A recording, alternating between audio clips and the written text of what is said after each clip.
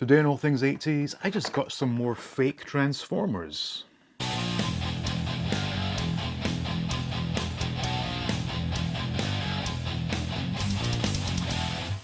Welcome back to All Things 80s, and it's been quite some time since I've acquired myself some new Transformer toys. And my interest in Transformers was recently rekindled when Kickback 1985 sent me a couple of wonderful donations. And since then, I've been watching the cartoon again and really got back into it. Now, being on a budget, I'm not in a position to be spending hundreds of dollars on brand new G1 toys. However, these knockoffs are perfect for my collection.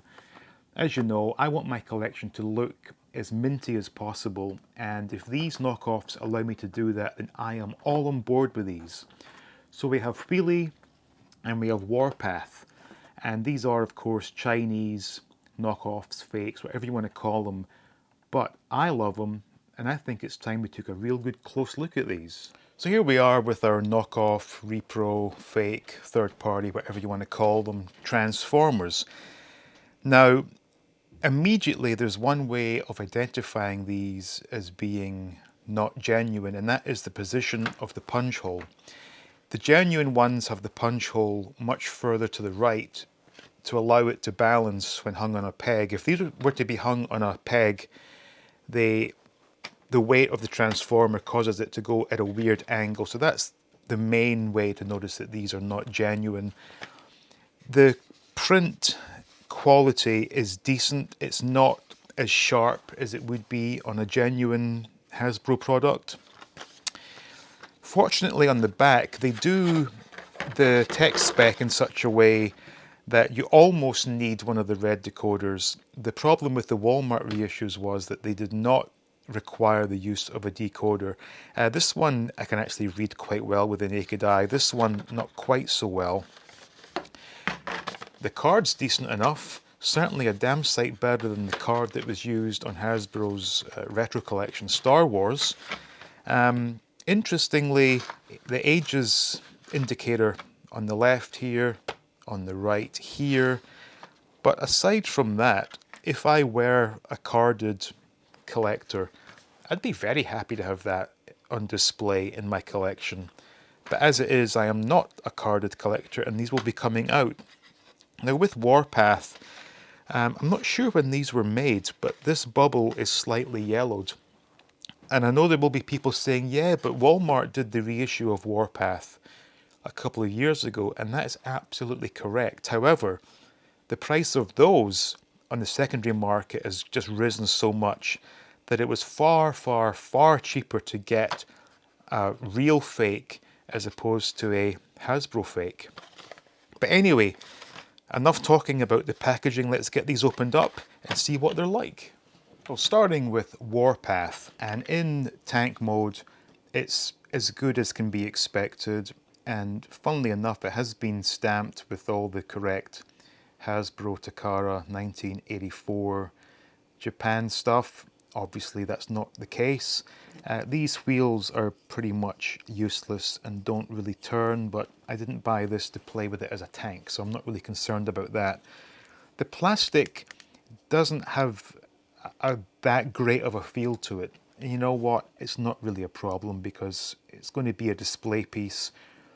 It doesn't need to feel authentic in my opinion, but overall it looks good.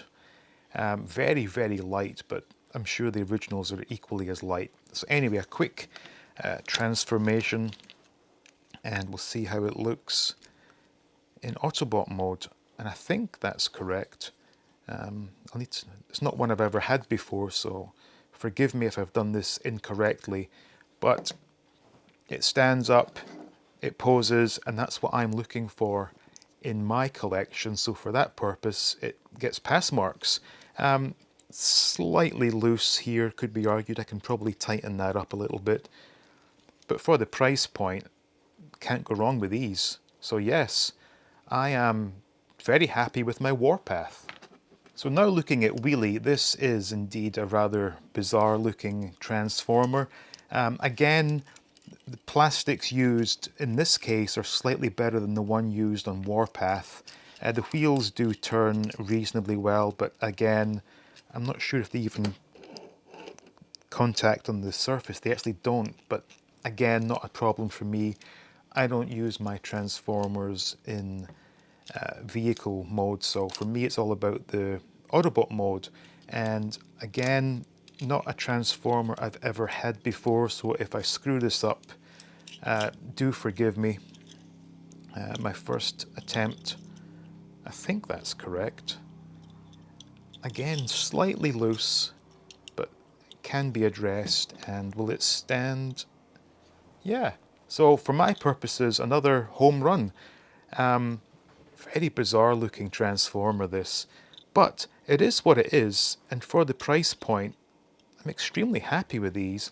So when I bring them both into shot, Warpath and Wheelie will make fantastic additions to my transformer display.